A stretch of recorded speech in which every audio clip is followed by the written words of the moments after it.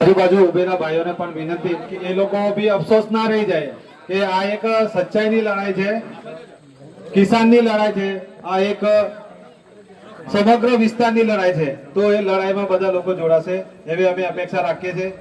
બાકી સદસ્ય જોડો અભિયાનમાં તમે કેસ પહેરવા આગળ આવી શકો છો. જેમણે નર્મદા જિલ્લામાં ભારતીય જનતા પાર્ટીમાં ખૂબ મોટું યોગદાન આપ્યું છે અને તેઓ આપણા વિસ્તારમાંથી જ આવે છે એવા આપણા દિનેશ કાકાજી અને તમામ આજુબાજુ ગામથી પધારેલ મારા યુવા સાથી મિત્રો, ગામના વડીલશ્રીઓ, ભાઈઓ બહેનો અને મારા યુવા સાથી મિત્રોનું આ તમામ નું આ જાહેર મંચ પરથી અમે દિલથી હાર્દિક સ્વાગત કરીએ છીએ.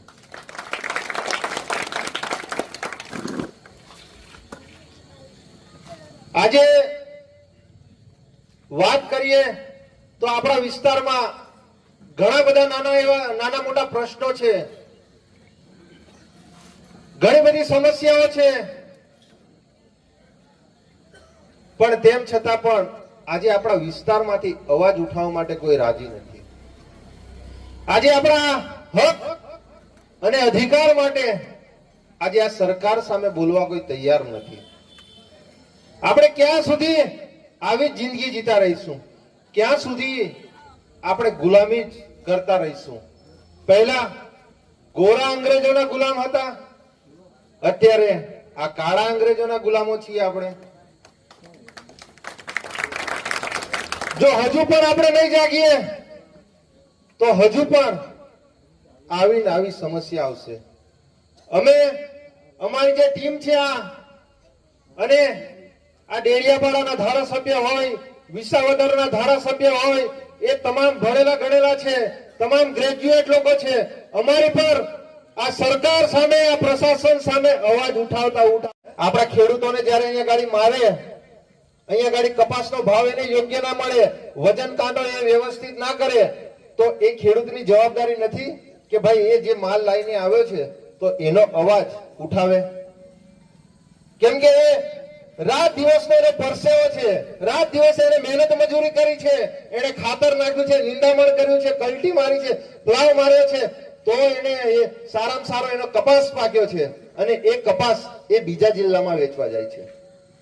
તો આપણે ભારતીય જનતા પાર્ટીના નેતાઓને અમે કહેવા માંગીએ છીએ કે 30 વર્ષથી ભારતીય જનતા પાર્ટીનું શાસન છે, પણ તેમ છતાં આપણા વિસ્તારમાં તમે વિચાર કરો કે આપણા વિસ્તારમાં ઝીંક છે કે છે? આખા નર્મદા જિલ્લામાં કેમ આપણે બીજા જિલ્લામાં આપણે આપણો કાચો માલ આપણે ત્યાં વેચવા જવો પડે? શું એ સુવિધા આ જિલ્લાઓમાં બેઠેલા જે પ્રતિનિધિઓ છે એમની જવાબદારી નથી બનતી કે આપણા જિલ્લામાં પણ આ કપાસ હોય, તુવેર હોય કે કોઈ પણ જાતનો કાચો માલ હોય એ અહીંયા ગાડી આપણે ખરીદી વેચી શકીએ? આપણે ત્યાં ગાડી લાઈનોમાં રહેવાનું, બીજા જિલ્લામાં જઈને આપણા જિલ્લામાં એ વ્યવસ્થા કરવી પડે કે ના કરવી પડે? એના માટે તમારે બધાએ જાગવું પડે કે ના જાગવું પડે? કે પહેલેથી વર્ષોથી આપણે આવ્યા છે છોટા ઉદેપુર જિલ્લામાં આપણે જવું હોય, આપણો કપાસ લઈને કે ગમે તે કાચો માલ લઈને, અને અહીંયા ગાડી રાજપીપળામાં દુનિયાભરની મોટી એપીએમસી છે, ગરડેશ્વરમાં એપીએમસી છે, અહીંયા ગાડી તિલકવાડા તાલુકામાં એપીએમસી છે. એ નેતાઓને ફક્ત ખાલી ચૂંટાવીને ખાલી ક્યાં ઓફિસોમાં ચા અને નાસ્તો કરવા માટે બેસાડો છો ભાઈ તમે? શેના માટે તમે એમને જીતાડીને એપીએમસીમાં બેસાડો છો? એમની ફરજ નથી બનતી આ બધું ખરીદી કરવાની? હમણાં ચૂંટણી આવે, આ દૂધ ડેરીની ચૂંટણી આવે છે, તમે જુઓ ત્યાં ગાડી આ ભારતીય જનતા પાર્ટીના નેતાઓ અંદર લડાઈ રહ્યા છે અને ઘણા બધા નેતાઓ તો એવા છે જેમને ટિકિટો હમણાં ભારતીય જનતા પાર્ટી આપી દીધી કે જેમને ત્યાં ગાડી દૂધમાં મંડળીમાં નામ નથી, તેમના ઘરે 1 લીટર દૂધ નથી આવતું, અને તેવા લોકો આજે આપણું કમાન સંભાળી રહ્યા છે. સંભાળે છે ને? તમે બધા જોવો છો કે નથી જોતા? આ સોશિયલ મીડિયામાં લડાઈ છે ને ભરૂચ દૂધ ધારા ડેરી માટે. એટલે આપણે બધાએ જાગવું પડશે. આ નેતાઓ જે મોટા જે વર્ષોથી આપણા લોકોને દબાવીને જે લોકો નેતાઓ બેઠા છે એ લોકો કરોડો રૂપિયાનો ભ્રષ્ટાચાર કરે છે અને આ કરોડો રૂપિયાનો ડેડિયાપાડાનો ધારાસભ્ય એ ભ્રષ્ટાચાર ઉજાગર કરે છે તો તેને જેલમાં પૂરી દેવામાં આવે છે, અને જે લોકો ભ્રષ્ટાચાર કરે છે આજે 2500 કરોડ રૂપિયાનો કૌભાંડ, આજે તમે વિચાર કરો, જે આપણા ગરીબ, આપણા પરસેવાના પૈસા, જે આપણે ટેક્સ ચૂકવીએ છીએ, એક ખીલીથી લઈને એક તમે જહાજ લો ને, એક માચીસથી લઈને એક જહાજ લો, ત્યાં આ સરકાર ગ્રાન્ટો ફાળવે છે. તો એવા 2500 કરોડ રૂપિયા આપણા ગરીબ પ્રજાના આ ભારતીય જનતા પાર્ટીના નેતાઓ ખાઈ ગયા ને. આજે તેવા નેતાઓને આ તિલકવાડાની તાલુકાની જે કોર્ટ છે એ જામીન આપી દે છે, અને જે ભ્રષ્ટાચાર ઉજાગર કરે છે તે હાઈકોર્ટમાં એના દરવાજા ખટખટાવે છે. 4-4, 5-5 તારીખો પડે છે, પણ તેમ છતાં પણ હજુ એને જામીન નથી મળતો. ગઈકાલે ચાર્જશીટ રજૂ કરી, એમાં ફક્ત એ ચાર્જશીટમાં એક ગારનો ઉપયોગ કરવામાં આવ્યો છે. અહીંયા ગાડી ઘણા બધા બહેનો અને ભાઈઓની યુવા સાથી મિત્રો છે, એટલે મારે એ ગારનો ઉપયોગ નથી કરવો. આજે એક સામાન્ય ગાર માટે પણ આજે 2-2 મહિના સુધી આ ધારાસભ્ય જેલમાં રહેવું પડે છે. એમની પાસે આપણે સીસીટીવી ફૂટેજ માંગ્યા, પણ એમની પાસે સીસીટીવી ફૂટેજ નથી. વિચાર કરો, એક પ્રાંત સાહેબની ઓફિસમાં ત્યાં ગાડી મીટિંગ ચાલતી હતી, આપણા કરોડો રૂપિયાનું જે બજેટ આવે છે એ બજેટની ચર્ચા થતી હતી.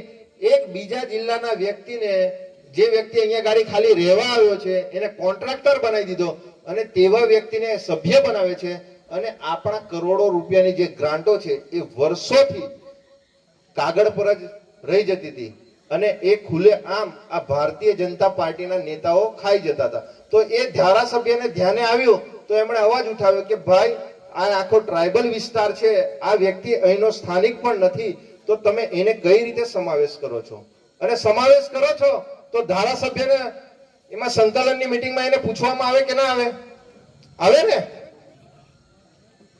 આજે તમે વિચાર કરો, આ જે અધિકારીઓ આમાં એ હતા, એવા અધિકારીઓને આજે પ્રમોશન મળી ગયું. ત્યાંના જે પ્રાંત અધિકારી હતા એ આજે જિલ્લા વિકાસ અધિકારી બની ગયા, જિલ્લા પંચાયતમાં બેસે છે અને જિલ્લા વિકાસ અધિકારી બની ગયા. અહીંયા ગાડી આપણા પ્રશાંત સુંભે હતા એસપી સાહેબની બદલી કરી દીધી, એમને બીજી જગ્યાએ પોસ્ટિંગ આપી દીધું.